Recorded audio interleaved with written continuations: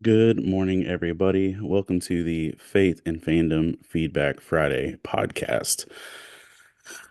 It has been an actual week, so I hope y'all are doing okay. Hope y'all have made it through. And just also, I'm gonna say, just based on how our week has been, the fact it's been inaugurations and stuff like that, and laws and all the stuff, there's gonna be stuff that might be upsetting and that might be frustrating to talk about. And let me preempt everything else by saying two things, maybe more. It's my podcast. I'll say whatever I want. But two things at least. First off, uh, Scripture teaches us that we weep with those who weep, we mourn with those who mourn, uh, and we show empathy and compassion. That we put others above ourselves, and that we look for ways to build each other up. So, if you agree with me or anybody else in the comments or anything else, be nice and be kind, and don't be a douche waffle because that would be generally appreciated. Good morning, Miss Lynn. I hope you're doing well. I'm going to see you in just under a month now. That's cool. Um, y'all got hit pretty hard in Charleston with snow and stuff, didn't you? I've seen some people's like Snapchats and stuff from that area, and y'all had some conditions. Um, but be kind, be gracious with each other in the comments, and that goes for what's happening live, and that goes for what's happening like on YouTube, and that goes for what's happening on the podcast channel. Just be nice to each other. That's first off. Um, and second, if you've followed me or anything for a good while, you know that I am not. I choose my battles wisely, and I don't express crazy strong opinions where they don't need to be, because Romans teaches us that if it is possible, as far as it depends on you, live at peace with all people. And sometimes that means not fully blasting an opinion I have for the sake of sharing it, because it doesn't help anybody live at peace. And it's not going to make peace, and that's a bigger battle. So I'd encourage you, be nice to each other, and yeah, that's the big thing. Be nice.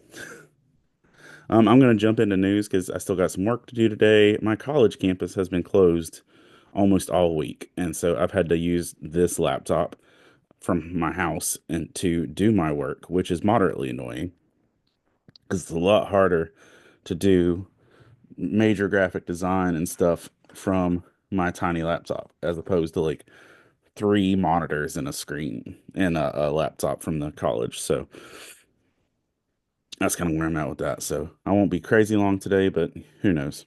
Uh, let's start off with news that doesn't matter, but also kind of does.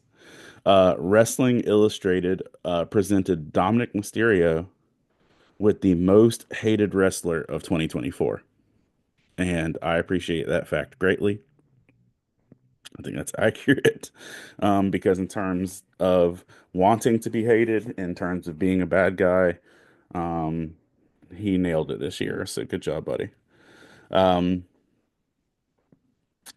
Donald Miller, who I will still say is, but definitely in the past, has been my favorite author and maybe one of the most influential people in my life.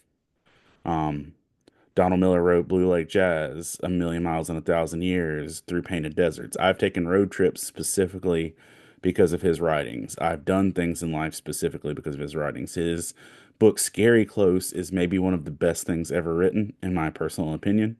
And I try and reread it every 3 years because I find my life is different every 3 years. His storyline conference enabled me to be a better writer and to actually find my story of value enough to share it with others. Um, and because I think I'd done maybe a draft of Faith and Fandom 1 um, when I went to that conference. All this being said, Donald Miller did something that I feel like is surprising for writers, and I feel like younger Donald Miller would not love this. But I get that older Donald Miller is not the same person as younger Donald Miller, just like I'm not the same me I was 15 years ago. Um, Donald Miller has recently in years shifted from being an existential writer about faith and essays and the life journey and things like that to being a business corporate person where he tells businesses how to rebrand their stuff to make more money and reach more people. Fine and dandy. Cool. That's a thing.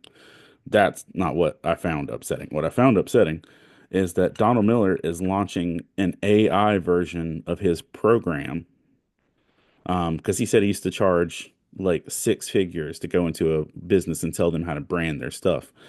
Now he's launching an AI version of his program where it's like $1.60 to use per hour. And his AI interface will teach businesses how to fix their stuff. Um, and I just feel like that's not, I don't love it. I get it's a cool resource, but yeah. Brent, good morning, man, and thank you for being invested in checking. And also, I'm eyeballing Cleveland. Just to let you know, because I've got one show this year that I can add that would be an overnight show. Because if you don't know the deal, with my current setup for con travels, I'm only allowed to miss 5 Sundays a year for con ministry. And my year's already got four of those down.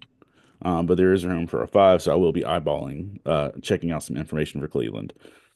Um, Ohio is far, but I can also see what I can do. But yeah, Donald Miller's doing that, and I found that a little disturbing, but it's whatever. Um, in terms of cool popcorn buckets, it has been announced that the Captain America Brave New World will be releasing with a Captain America shield for its popcorn bucket. A now I'm sure it's plastic, but it looks metallic in the image.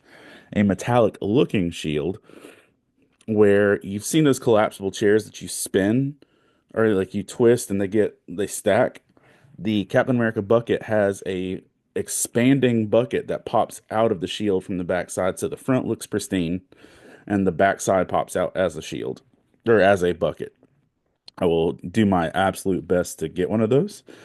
I've got to be at a youth ministry conference all of Valentine's Day weekend, so I also want to be there to support early for that movie. Um, for the cryptics in the crowd and the people that love things like Sasquatch and all that jazz, um, Build-A-Bear has officially launched a line of Mothman Build-A-Bears with Mothman shirts and things like that. So if you A want to build a Mothman or B uh put your Build-A-Bear in some Mothman clothing, you can head on over to Build-A-Bear and make that happen. So one thing to talk about is we had the TikTok ban that came and went in the matter of the time that we since the last episode. And in that, it's not done, but it's definitely had some steps. First off, the for those of you who aren't TikTokers, the TikTok ban took effect Saturday night, maybe about 8:30 p.m. Uh, and or 10 no 10:30 somewhere in there, somewhere between 8 and 10:30 p.m. and lasted until like Sunday night or Monday morning. Um, The official welcome back statement says, "Thanks for your patience and support. As a result of President Trump's efforts, TikTok is back in the US. You can continue to create, share, and discover all the things you love on TikTok." Now, TikTokers have been stating that since coming back, things have felt off. They feel like something's been changed. Stuff may not be working properly. They're not finding the right things. And I get the general attitude of suspicion because you've been through some stuff. Um, because even if it's just an app, it's a connection piece and a business piece for a lot of people, and something they cared about was being taken away from them. Um, and here's one of those weep where you weep, rejoice, or weep with those who weep, rejoice with those who rejoice.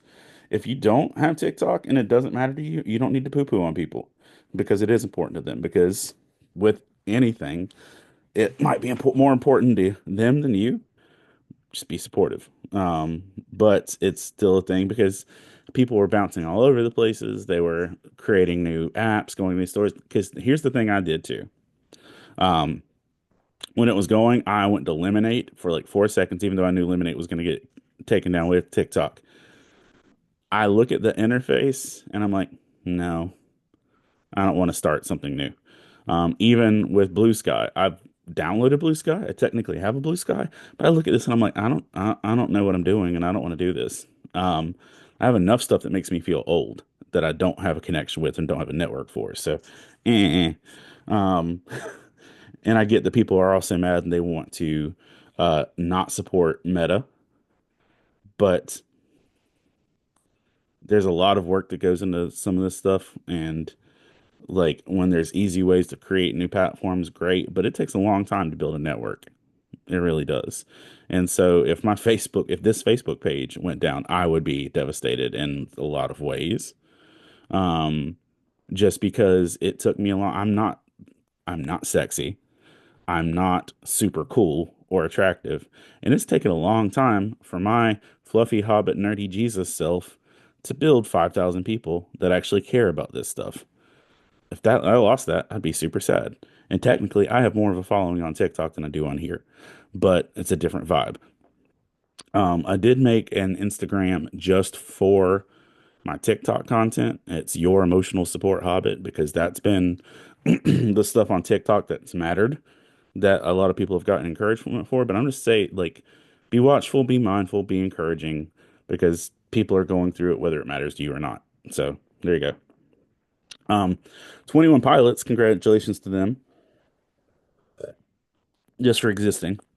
But specifically, the music video for Stressed Out has now officially passed 3 billion views on YouTube. And if I'm not mistaken, it was maybe the first American video that hit billion views on YouTube. I believe Gangnam Style was the first one, but this is the first American music video that hit a billion views and is now up to 3 billion. And that's a lot for two nerds in Ohio sipping some Capri Suns and riding big wheels. So that's pretty cool. The fabric store Joann's files for bankruptcy for the second time and is looking for someone to buy them. Um, Apparently, a lot of people believe in Joe Hendry because he won the TNA championship, and good for him. Dude's really entertaining. Um, with this past week, uh, Riley Leonard, who had a championship game earlier, the Notre Dame quarterback said this quote, as cool as it is to sit on this podium, there are things in my life I appreciate more, like my relationship with Christ. So a young kid, I know he's an adult-ish, but a young kid on one of the biggest platforms in the world saying that it's better to have a relationship with Jesus than be going to the national championships as a quarterback. That's a big deal. I appreciate Riley for sharing his heart. And with that, um, we are now officially less than 1 month to Reacher season 3 or 4, whatever the next season is. Reacher has a new season dropping in less than a month. Alan Richson posted a post that said, with him drinking a cup of coffee that says 1 month. It says zero cream, zero sugar, 1 month. Um, yeah. Uma Thurman has not been around in the acting scene in a while, but Uma Thurman is now joining the Dexter Resurrection series. Not the uh Dexter Original Sin series or whatever the prequel series. She's joining the Resurrection series. So Uma Thurman alongside Dexter is an interesting concept. Faux show and right on. Um, in a weird, weird world scenario. If you're familiar, the comedian Bill Burr, who's normally very aggressive and usually pretty offensive, um, uh, was discovered in the past week or two that he might be brothers with the lead singer of the Smashing Pumpkins, Billy Corgan. And this came about because Billy Corgan's mom uh messaged him, or someone in his family messaged him. It says, "Do you know the comedian Bill Burr? He might be your brother." And something to the effect of his dad being a dude with making the bad life choices. Um, that Bill Burr might be his half brother. And it was something that they kind of knew but didn't talk about, or that Burr knew but didn't talk about. And they uh like they they had a really awkward meeting this week because Howie Mandel ambushed Bill Burr on his podcast. He invited Bill Burr as a guest and then invited Billy Corgan without telling Bill Burr. And it was a really awkward moment because Bill Burr was talking about, like how much of a crap man his dad was and all these things. And the fact that not only did the dude suck, he named both his kids Bill. And their interaction is pretty priceless. He's like, Bill Burr's just sitting next to Billy Corgan, and he's like, "Did you not know I was coming?" Um, and he's like, "I just, I don't want to think about it. It reminds me how crappy of a man he is." And like, he's just generally upset at his father. And he's like, "I like your music though." It was, and then Howie Mandel asked him, he's like, "Would you let Bill Burr be the drummer for the Smashing Pumpkins?" I just stopped it there, but life is weird, and that is some stuff that the two of them are related. Um there's also another weird scenario slash circumstance that Matthew McConaughey and Woody Harrelson might be brothers too. Same scenario of dad being dads with weird secrets. Anyway, Greta Gerwig uh says her first Chronicles of Narnia movie will premiere on Netflix um Christmas 2026. So about 2 years from now, we will be getting the first Chronicles of Narnia movie from Greta Gerwig on Netflix. And A, I'm low-key glad it's coming to Netflix because B, or I guess still A, um, I have anxiety for movies on how they're going to do in the box office. I like just I I that's one of the reasons why I go to a movie at its opening night, like even the Thursday of movies. Yeah, Brent, I'm excited too.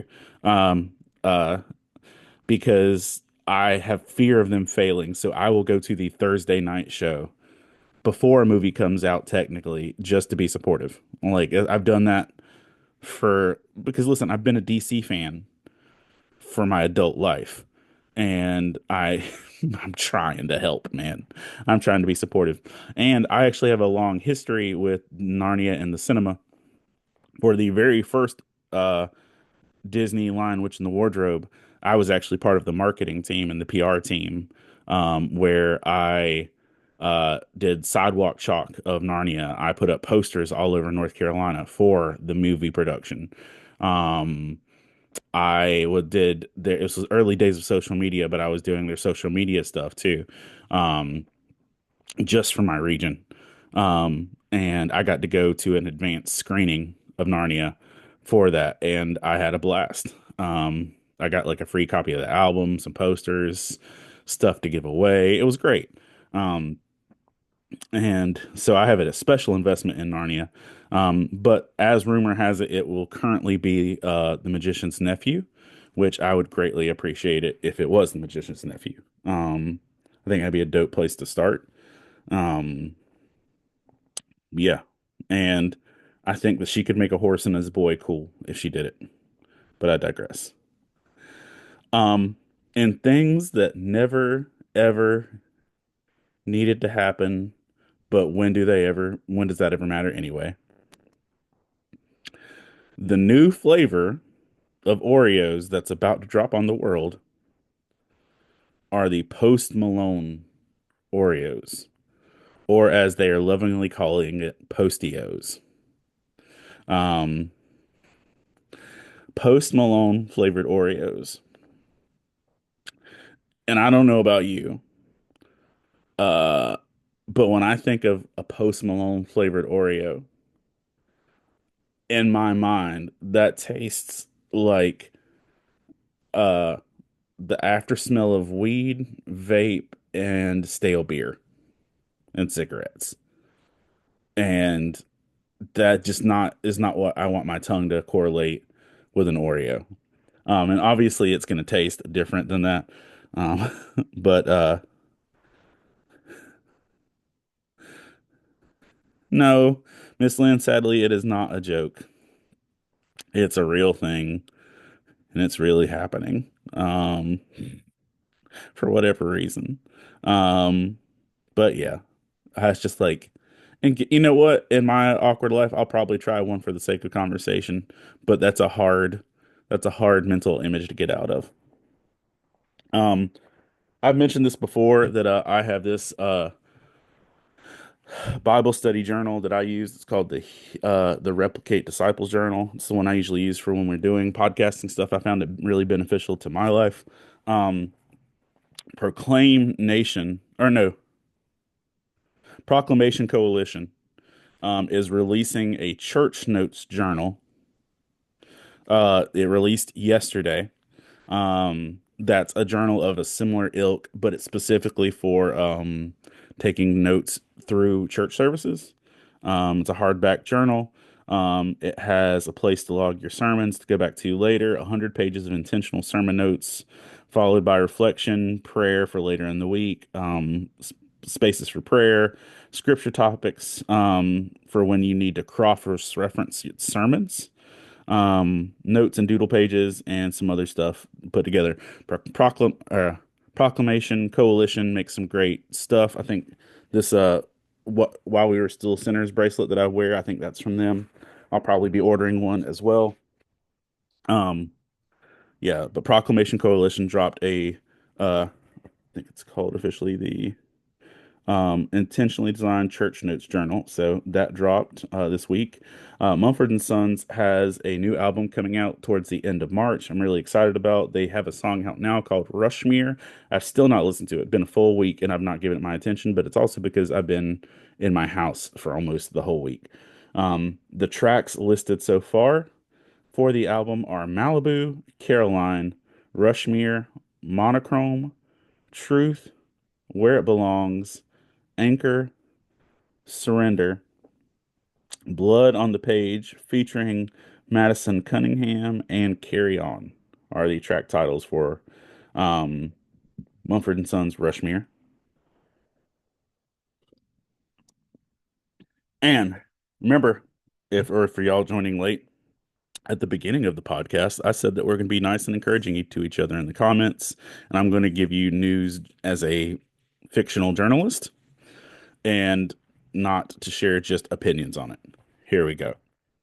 Um, at the after the presidential inauguration, something that's been a hot topic has been the fact that President Trump attended a church service, and the church sermon was directed pretty much at him to short version show mercy and have empathy.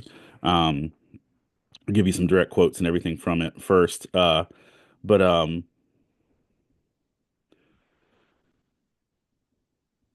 there's a lot of people with a lot of opinions on this, and you've got them too, and I know you do. Um, but I'm just giving you the fact that this happened. The I think the bishop's name was Bud.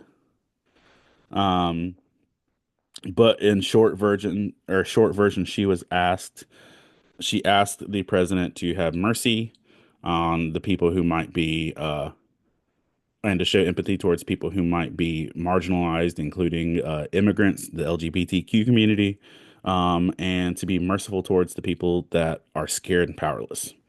I think that's a fair assessment of what she requested in the primary clip that's getting played.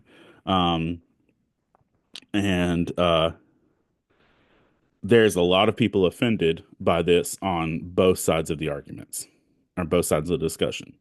Um, there are uh, I've seen Christians who are saying that it's a far left pastor, not a real pastor, and all these things that are part of the discussion. Then you've got um, people on the other side of the arguments that are saying, um, how bad is it if someone who claims to be a Christian rejects the concept of showing mercy to people?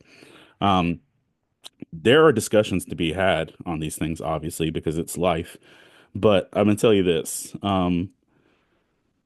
Regardless of how you feel about how it was delivered, who delivered it, or anything else, um, there should be no question for someone following scripture that Jesus wants us to show mercy. Now you can try and twist that in any political yeah but type scenario. Um, But Jesus said, quoting Old Testament, he desires mercy, not sacrifice. That whatever you do to the least of these, you do to him. That if you give even a cup of cold water to those who are struggling, you do so in his name to his children who are struggling. Um, there should be how, we love our enemies, we love our neighbors, we love. There's literally no one in Scripture you're not commanded to love. You're not commanded to not love anyone. So like whatever the discussion, the arguments people want to make that on a political scale, that should end. If I get that people have different beliefs and arguments on who should be pastors and what denominations are doing it right, I get y'all want to have opinions and discussions on that, and that's for you to have. Um, but there should be no question that asking for mercy or showing compassion is considered in pocket for Christians. Um, Afterwards, President Trump demanded an apology from the bishop and her church. Um, and the bishop said that she will not be apologizing because, you know, no, because that goes against what she thought she was in pocket. So there's all that. And let me find my news where the rest of her response was. Um, I might have to come back to it, but because my notes are not all crazy organized. Uh, but either way, that happened, and that has been a hot topic discussion among believers as well as the political things. And the Daily Show did a piece on it that was interesting. The Bishop Marion Budd says she won't apologize for the sermon that she addressed to Trump. She doesn't hate the president and she prays for him. She doesn't feel that there's a need to apologize at the request for mercy. Um, yeah. So there is more to the story in those things, but you know, yeah. John says, "I love you, brother. Compassion over individualism." I don't even know if it's compassion over individualism. I feel like compassion should be about individualism, that we show compassion for each individual. Um, because there's none of us that have our crap together. And there are none of us that know what we're doing 100%. And we are all trying to do this and to ask the person that's going to be the leader of the free world in a lot of ways to show mercy on people that he primarily doesn't necessarily agree with or recognize. It's not a party foul. Especially, listen, I tell my congregation all the time, if you walk in and you sit in these seats, you signed up for whatever comes. You showed up for this. If you show up to a church service and expect not to be challenged, you're in the wrong place. Um, and one of the things that I seen other people um, comment on, a former pastor who like made a commentaries like that church people don't want to be challenged. They want to be patted on the back and reminded that they're doing a good job. Wherever that lies, I just want to encourage you, be kind, be merciful. You may not be a government official, but maybe be kind to the people that you can be. Rejoice with those who rejoice, mourn with those who mourn, and don't be, John says, basically, we deny ourselves when it conflicts with the gospel. Yeah, we do that. And news that might be less politically charged, but probably not. Um, in the era of reboots and revisiting of TV shows, one has returned to unite or divide or confuse us all. Duck Dynasty is back. Um, A&E has announced a reboot of the series titled Duck Dynasty: The Revival. Um, and now that Sadie Robertson is her own special brand of devotional material marketing, that she's Sadie Robertson is bigger now in the Christian world than Duck Dynasty ever was. And she's her own celebrity in a lot of rights. And so her being a focal point of the series, along with her parents, is going to be a jumping on point. But Duck Dynasty, the revival, will be hitting um, in the near future. Um, a cool note of testimony. Um, Legendary ring announcer Lillian Garcia dedicates her life to Christ and has is leading a worship team. If you watched wrestling in the 90s or now, because she replaced Samantha Irving, Lillian Garcia was the voice that you heard announce Mankind and The Undertaker and Triple H and Stone Cold Steve Austin and The Rock. She was that voice. And she recently, within the last 8 months, returned to continue to do that for a lot of events. But Lillian, um, John says revival is a loaded word with that show and family. It is a loaded word, and you can guarantee that's intentional, that it's a buzzword for that. Uh, but Lillian dedicates her life to Christ. She said that, at her lowest point, she found Jesus, and now she's a lead singer on the worship team. And I, I, I don't ever believe in treating church. I don't ever believe in treating celebrities at church like in a higher place, because church should be a place where you're lowering yourself. But hearing the same person that announced The Rock announced the King of Kings is just kind of like fun to my mind, and I would love to hear that someday. I digress. Um,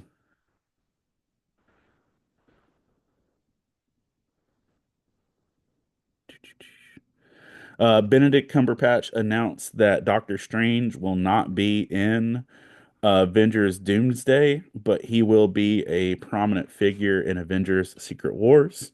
If that's what you're there for, and I doubt it, and I don't mean this in an offensive way. I doubt anybody's just showing up to an Avengers movie for Benedict Cumberbatch. Um, but there's that. Um, and other news that might offend people or freak people out or cause them to have judgmental considerations. Brandon Lake, who is one of the top Christian musicians and worship leaders in the world, has honestly some of the best music of the last 2 years in terms of Jesus related content. Um, who also just did a world tour with John Foreman and a bunch of other things. Brandon Lake is doing a Brett Barr says that's a little strange. Yeah. Um, Brandon Lake is teaming up for a new version of his song Hard Fought Hallelujah with Jelly Roll. And they will be re-releasing the song Hard Fought Hallelujah February 7th, maybe officially. And yeah, Hard Fought Hallelujah. They both teased the song. It'll officially release on February 7th. Um, Jelly Roll, while Jelly Roll does some things that are obviously openly considered no-nos in the faith, he's also very vocal about the fact that he is a work in progress and trying to live his life closer to Jesus. Um, and that here's what he said on his wife's podcast. He says that he's in the process of a transformation. Um, he's even toyed with the idea of entering into ministry. Um, he says, and this is his quote, that he right now he's fine. He wants to be a gateway drug for people interested in faith. Um, he wants to be a gateway drug to Christianity. He says you come to a Jelly Roll concert, the next thing you know, you're at a Nate Bargatze show. The next thing you know, you're at a Casting Crowns concert. And what is my favorite part of this interview is the fact that Jelly Roll said Casting Crowns out loud. That I don't know about y'all, but I would not expect Jelly Roll to like have Casting Crowns in his arsenal. So Jelly Roll says that he sees himself as a gateway drug for Jesus, which is appropriate for Jelly Roll and his whole crowd. And that's no shade towards Jelly Roll and his whole crowd, but that sounds like appropriate branding. And who am I to be have any shade for that? Because I want to be a gateway for Jesus to geeks. So if Jelly Roll wants to be that, God bless him, and I hope it works out. Um, and honestly, surprising news. Uh, Alan Tudyk's sci-fi TV comedy Resident Alien is coming back for a season three. It's officially been renewed. Um, the rest of season two will drop August 10th. But yeah, Alien is getting a season three. Do. Oscar nominations came in this week. A lot of interesting things in there, like the fact that Sebastian Stan, who plays Bucky in the Avenger series, uh, is nominated for an Academy Award for Best Actor. That's no shade, but that's surprising in period. But he did a really Oscar bait movie called what was it? The Disappearing? No, I'll find it later, but it's not the one he's nominated for. He's actually nominated for playing Trump in the Apprentice movie. Bucky is nominated for an Academy Award for playing young Trump in the movie The Apprentice. Also, other people up for it are Coleman Domingo for Sing Sing, which is probably going to be. I really do think it's going to be between Coleman Domingo and Adrian Brody. Ralph Fiennes is also nominated for Conclave, but the one that I'm excited about personally is Timothy Chalamet is nominated for an Academy Award for portraying Bob Dylan in A Complete Unknown. I'm a Bob Dylan fan, so I'm excited about the nomination. I don't think he'll win it, but I'm excited about the nomination. Um, Also along the Academy Award nominations, both Wicked leads are nominated for Academy Award for Best Actress and Best Supporting Actress. And that's great too. Wicked and A Complete Unknown are both nominated for Best Picture and Best Adapted Screenplay. Um, and I'm being a fully honest, transparent man when I tell you that if A Complete Unknown takes one Academy Award away from Wicked, I will flaunt it in my daughter's faces for the rest of their lives. Um, because I've been openly mocked for a while for my love of Bob Dylan in my household. Like I'll threaten to put on Bob Dylan as punishments. My oldest daughter Rosa did go watch A Complete Unknown with me, but you could tell it was a total sacrifice and labor of love for her um, through the process. Um, Also, on that note, tomorrow on Saturday Night Live, Timothy Chalamet is the guest actor and also the musical guest, and people are making the speculation that he is going to be the musical guest performing Bob Dylan songs. And I'm also here for that. So, all those things. It was announced this weekend that, or this week, that Ninja Gaiden 4 or Gaiden 4 will be coming a little bit later in the year, fall 2025. But there is a remake of Ninja Gaiden 2, which is now on the Xbox Game Pass. And you can play that right now if you have Game Pass. Um, Lego announced this week that they will officially be making One Piece Legos coming in 2025. Also, for y'all that have been following my One Piece journey, I'm at like 810 episodes um, deep of One Piece out of like 1200, and it's still going. Not for long, but it's still going. Um, Through snow days and holidays and things like that, I've had it, on in the background while I'm working on other things, and so I've been plowing through. Um, yeah, John, if you're still on here, I'm expecting some commentary with this, but one of the first things and relevant to my community that's happened since President Trump has taken office back is there has been steps forward towards the federal recognition of the Lumbee tribe of North Carolina. I don't know all the details in that, but I can tell you that if you're from this area, you know that the Lumbee tribe has been fighting for, vying for, and hoping for federal recognition for a hot minute.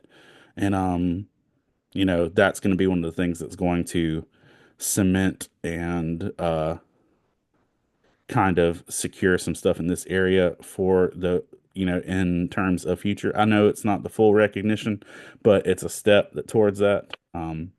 Because right now, John says he's excited for it and horrified.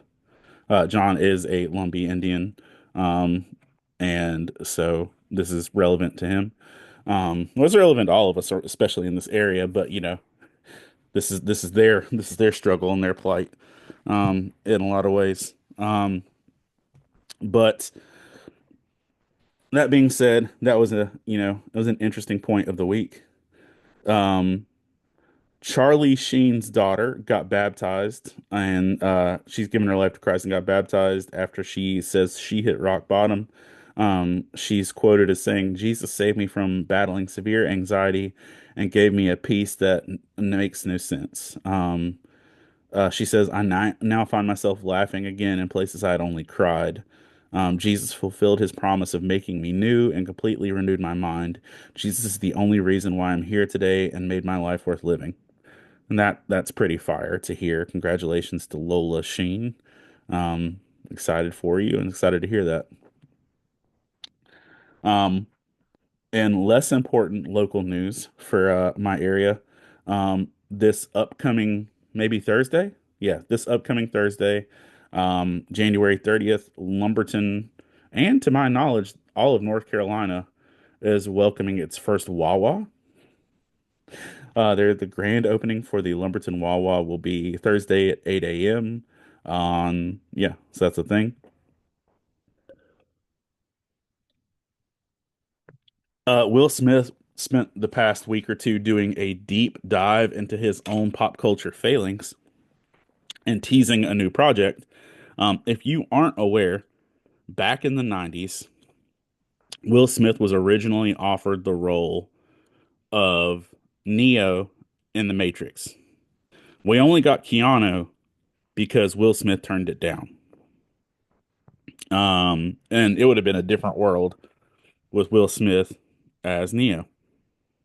Anyway, um, Will Smith started putting on social media that he turned, in a cryptic Matrix style depiction, stating in 1997, Will Smith turned down the role of Neo so that he could play whatever the character's name was in Wild Wild West.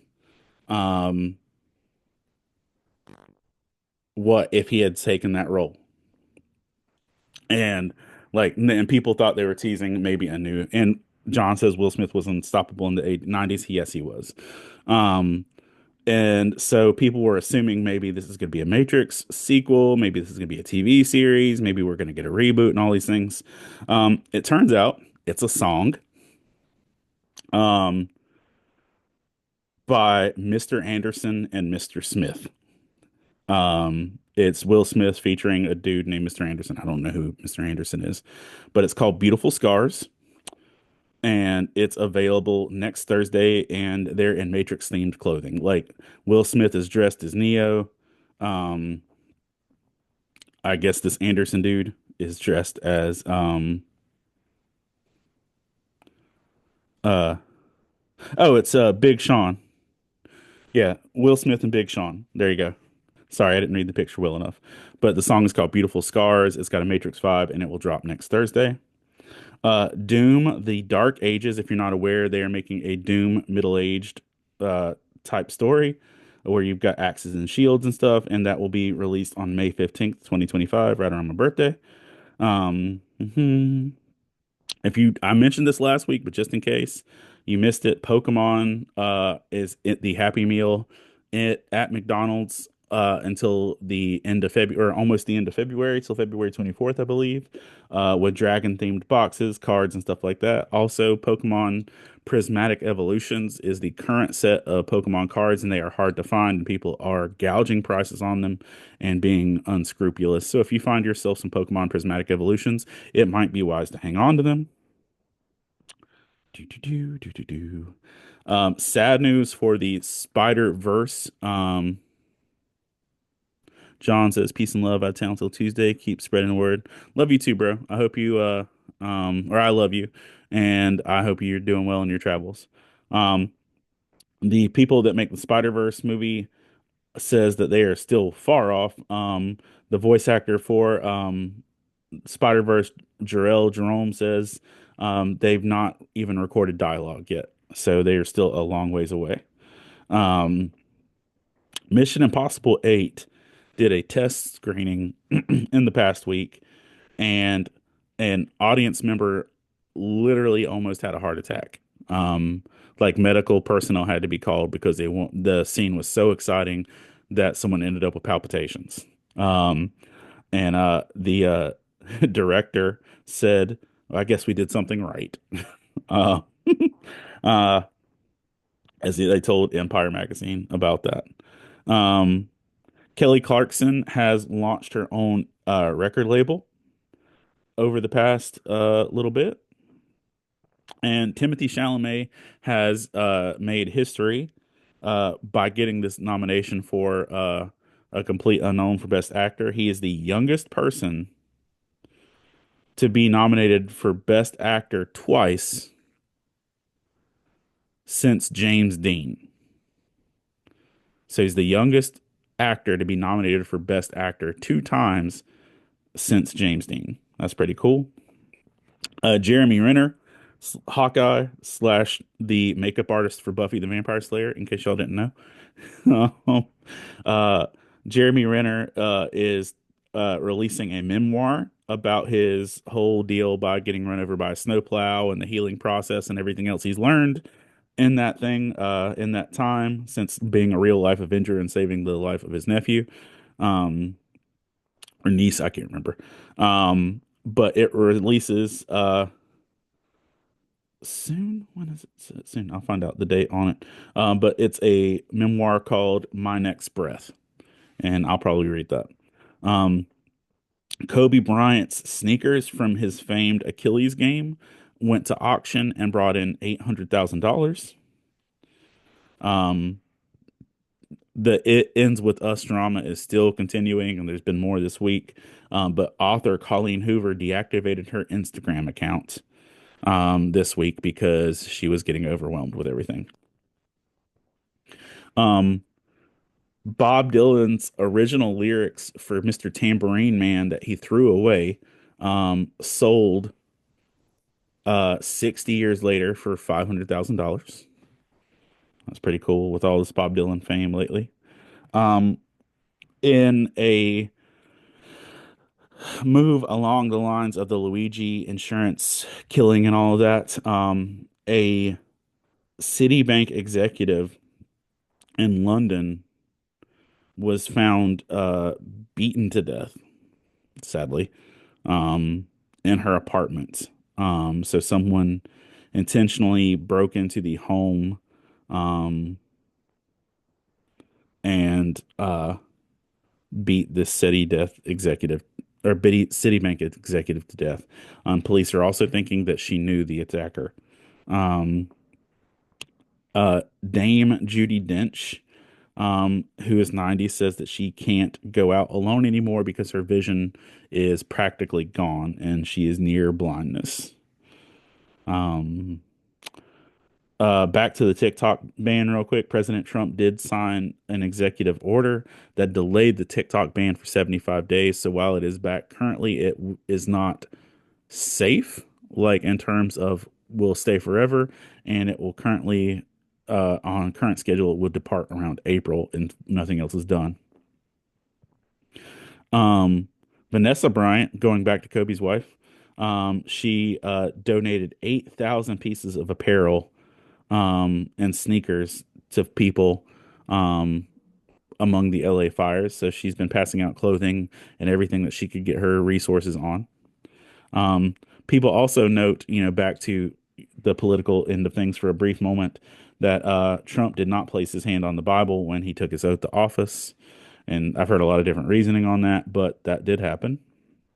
Um, John Chu, who is the director of Wicked and also In the Heights, and all the love that he's getting for like Wicked. I just want to take the moment to point out that John Chu also made the 2015 Gem and the Holograms, which is considered one of the worst movies of all time, financially and critically, but it was one of my daughter's favorite movies. And I watched that movie constantly, and I think the soundtrack was an absolute banger. And I'm happier that the dude who made Gem and the Holograms had a big success than anything else because he got so much hate for that, but my kids loved it, so it had a special place in my heart. Um, John Chu has now, with Wicked, crossed into big borders and becoming one of the 100 out of the top highest grossing directors of all time. Out of the 100 highest grossing directors of all time, he has generated, his films cumulatively have generated $2.145 billion. And that's including the $4.50 for Jim and the Holograms. Um, but he has surpassed legendary director David Fincher, who made movies like Seven, Fight Club, Zodiac, and Gone Girl.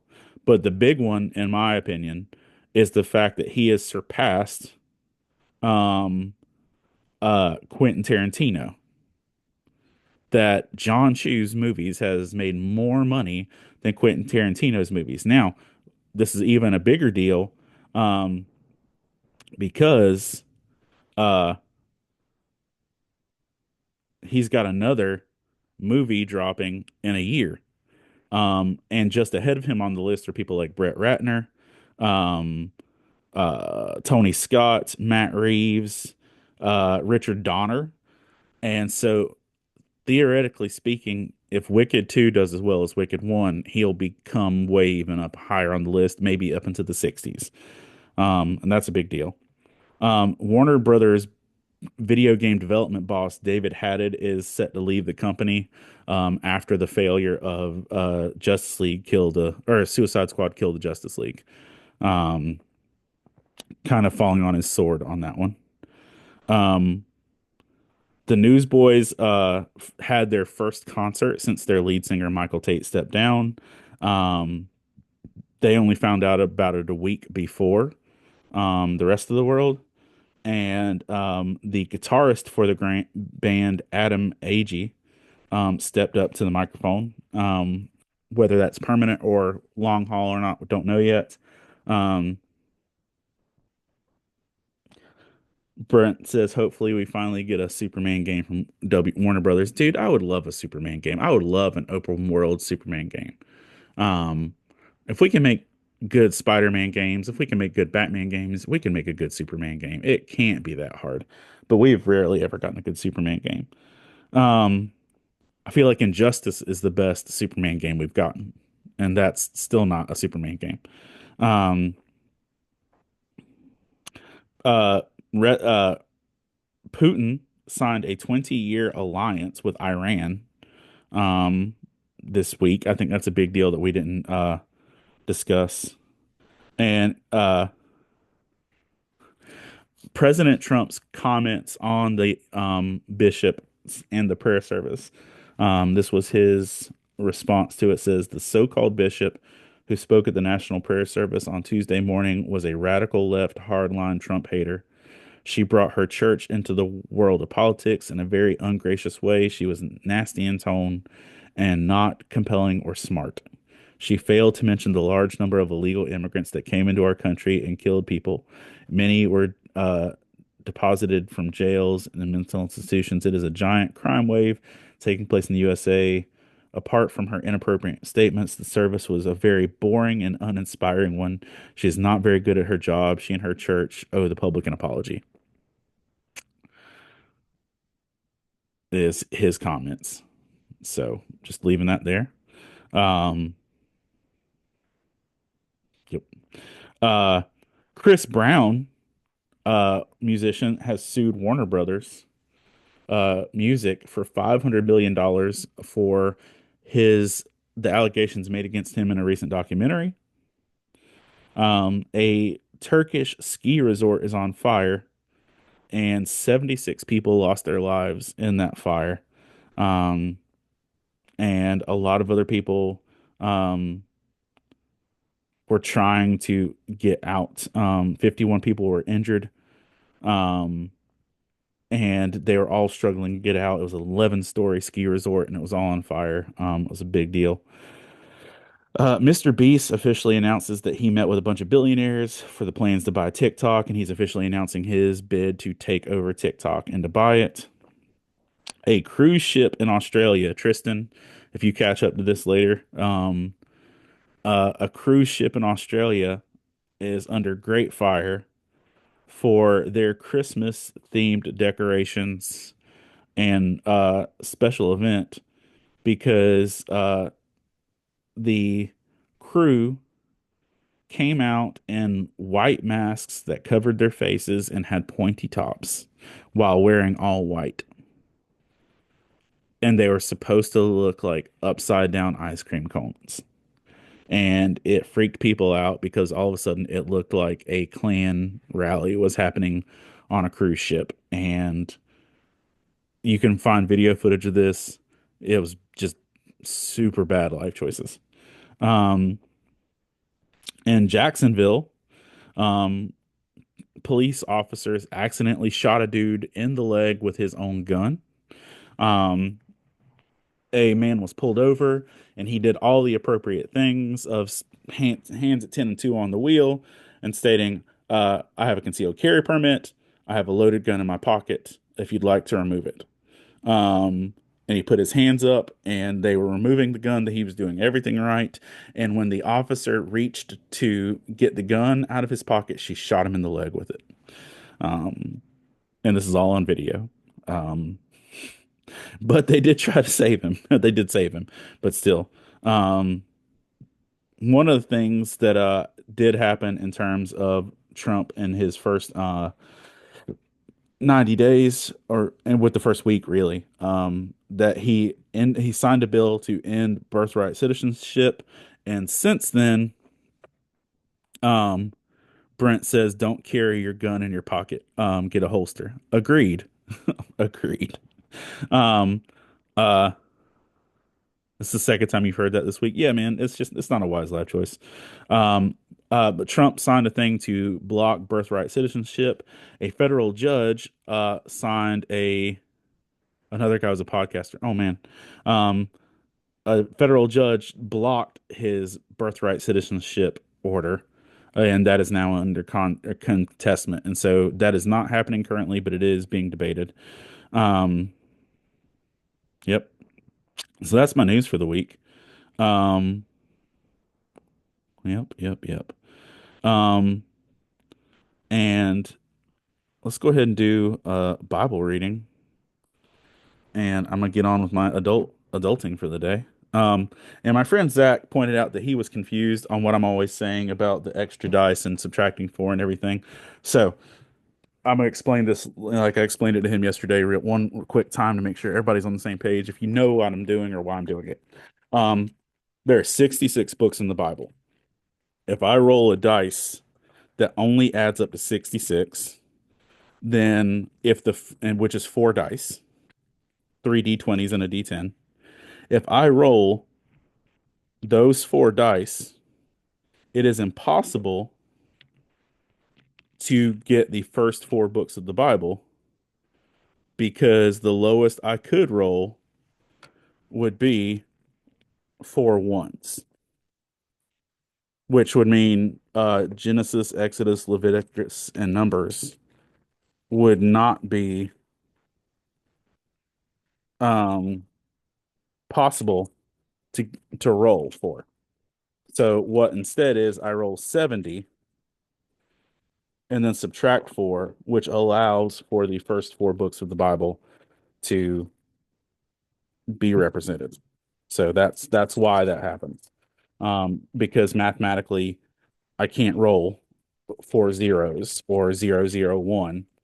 Um, and this way it allows just dump this bag out. I played D&D last night for the third time, second actual only campaign mission. It was really fun. Sorry, microphone, for hitting you with a metal dice. Um, I got my three D20s and now I need a D10, which is this guy, this guy. All right. Do I need a D10? 66 plus 4. Yeah, I need a D10. All right, so let's see which book of the Bible we are reading from today. 19. That's a off to a good start. And Zach also pointed out that out of the whole year and some change I've been doing this podcast, we've only gotten one gospel reading. Um, so trying to fix that. So 19 plus what are you?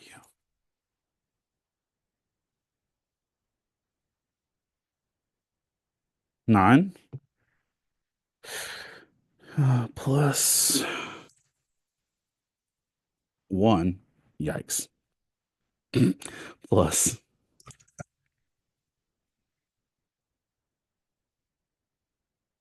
11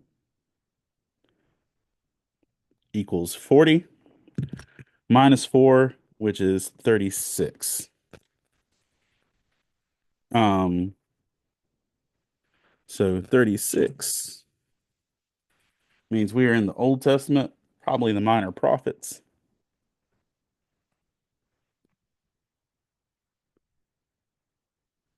Oh, wow, that's a long trek. Brent, which part of North Carolina?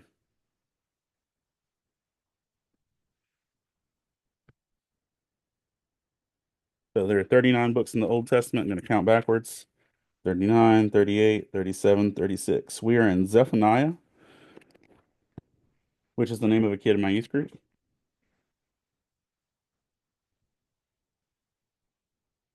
Crazy enough, we've been in Zephaniah before on this, which is wild.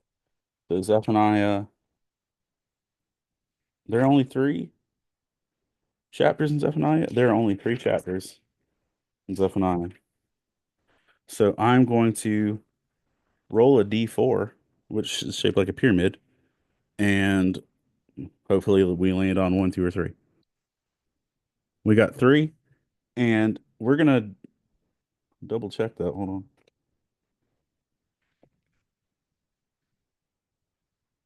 We're gonna do that again. Um, Myrtle Beach, but a bit north. Okay, I'm actually going there tomorrow, um, for a bit. Um, We're gonna do that again just because I've already done Zephaniah chapter 3 on this podcast, so we're gonna do it again. We got three again. Okay, if I get a three a third time, we're rereading three. Four. So that doesn't count. Give me a one or a two. You know what? I'm gonna flip a coin. Uh Count of Monte Cristo, one, pin two. Here we go. One. All right, Zephaniah chapter one. All right. Let's move all these dice out of the way real quick. All right.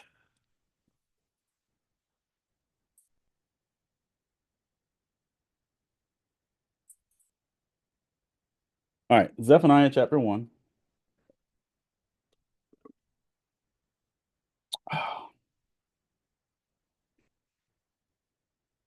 The word of the Lord came to Zephaniah, the son of Cushi, the son of Gedaliah, the son of Amariah, the son of Hezekiah, during the reign of Josiah, son of Ammon, king of Judah. Word. Judgment on the whole earth in the day of the Lord. Yay! Um, I will sweep away everything from the face of the earth, declares the Lord. I will sweep away both man and beast. I will sweep away birds in the sky and the fish in the sea and the idols that cause the wicked to stumble.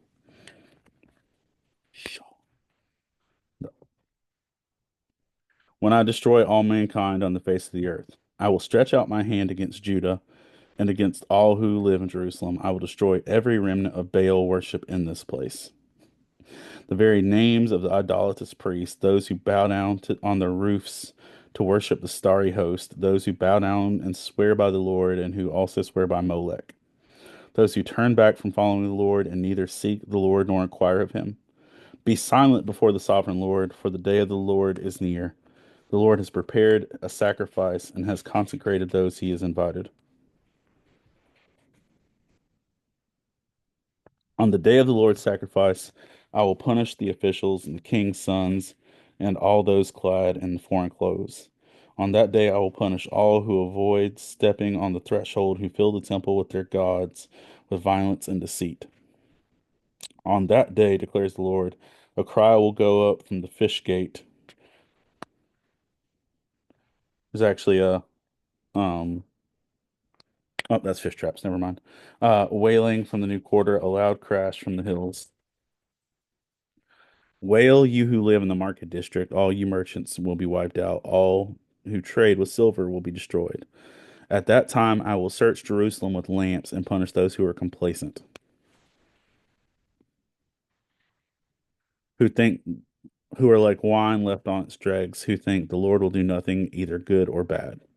Their wealth will be plundered, their houses will demolished. Though they build houses, they will not live in them. Though they plant vineyards, they will not drink the wine. The great day of the Lord is near and coming quickly. The cry of the on the day of the Lord is bitter. The mighty warrior shouts his battle cry. That day will be a day of wrath, a day of distress and anguish, a day of trouble and ruin, a day of darkness and gloom, a day of clouds and blackness, a day of trumpet and battle cry against the fortified cities and against the corner towers. I will bring such distress on all people that they will grope around about like those who are blind because they have sinned against the Lord. Their blood will be poured out like dust, and their entrails like dung, cheese and crackers. This is maybe I should have read Zephaniah 3 again. Um, Neither the silver nor gold will be able to save them on the day of the Lord's wrath. In the fire of his jealousy, the whole earth will be consumed, for he will make a sudden end of all who live on earth. That is the not planned scripture of the day. Jinkies. Um, that's the proclamation. And just for context, the next thing is Judah is summoned to repent and restoration of Israel's remnant. So, plot twist, he doesn't destroy the world. And even there, towards the end of chapter 3, he says, he will rejoice over, he will take great delight in you. His love will no longer rebuke you, but he will rejoice with you in singing. So yeah, the rest of Zephaniah gets better, but holy crap, he comes out swinging in Zephaniah chapter 1. So, man, these minor prophets, they don't got a lot, but they hit heavy. Oof. But yeah. Um, so I will take that and just take note to the fact of that God takes our response to him seriously. And our repentance and our prayers can change the outcomes that would be destruction, because that's the rest of the story in Zephaniah. Thank you for taking time to hang out with me on your Friday morning or whenever you it is a very good point. We need his mercy. Um and for real. Because that one statement was serious of, I mean, not it was all serious, but that one statement of like he's going to punish those who think that he's not going to do anything, whether it be good or bad. Because I do think a lot of times we expect God to do the good stuff, but not that he's actually going to hold us accountable, or not that we're actually going to reap the consequences of our actions. And, you know, I think that's genuinely where the fear of the Lord comes in, is like, listen, I know how good he is, I know how powerful he is, and I know how much damage I do. And, you know, I know that if he decides to windmill kick me in the face spiritually, then he has every right to do so because I've earned it. Um, but still, yeesh. That one put us right there. And yeah, jinkies. But either way, I want to say thank y'all for taking time to listen. Some updates. Uh, if you've not seen socials or anything lately from me, um, upgraded some of the equipment for the cons, got some new book displays, got some new sticker displays, got a new banner. Basically has the same design except added a QR code, but the framework that held up my banner was breaking because I bought the cheapest one because I wasn't investing properly. So got a sturdier banner, and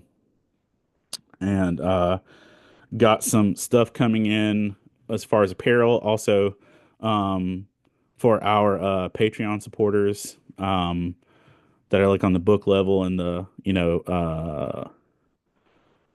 what's the other thing, the high one. I've got some cool stuff coming from you or coming for you guys. Um, but yeah, that's kind of where things are at. Before we go, I want to take a moment to thank our Patreon supporters.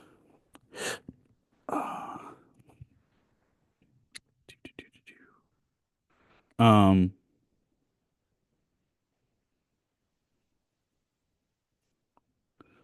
let's see.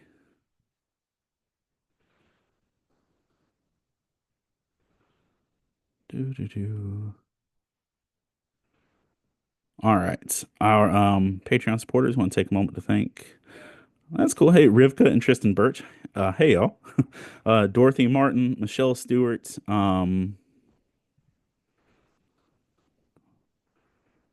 Lynn Turner, David Brooks, Jeff Weimer, Colin Sproles, Jamie Montgomery, Matthew Coleman, Jonathan Herman, Rob Petit, sorry, the Coleman family, not just Matthew.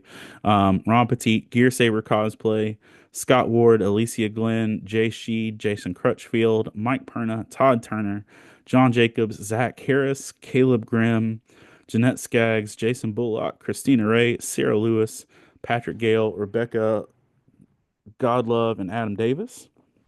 Um, appreciate y'all greatly, and to let you know that dude, what was I gonna let you know? Um, posted, if you didn't see, I posted a kind of schedule of upcoming events of where I'm gonna be at um in terms of con stuff. So the February 7th, I'm gonna tell y'all, it hasn't been publicly announced, but y'all listen to this podcast. I'm the featured guest at a poetry event on February 7th.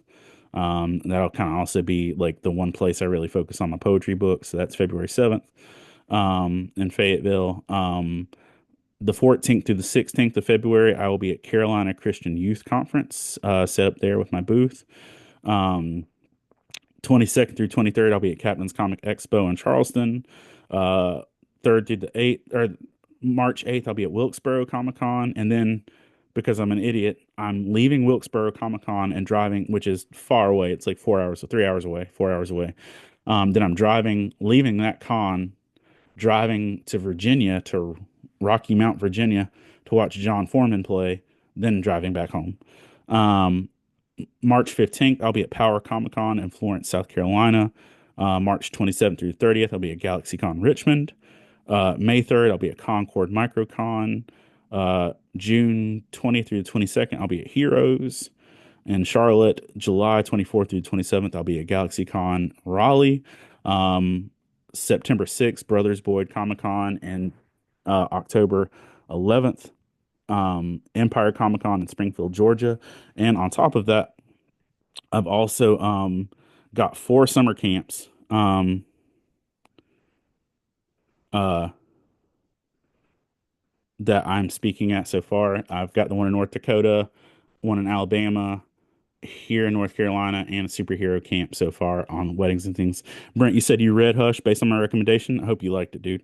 The sequel's just about to come out, starting in two issues of Batman. So you're right on time. I would also recommend the book, if you can find it, The Heart of Hush. I don't know if it's going to be a canon sequel, but it was a really good one. Dustin Nguyen did the covers for it. But Heart of Hush, I enjoyed a lot too.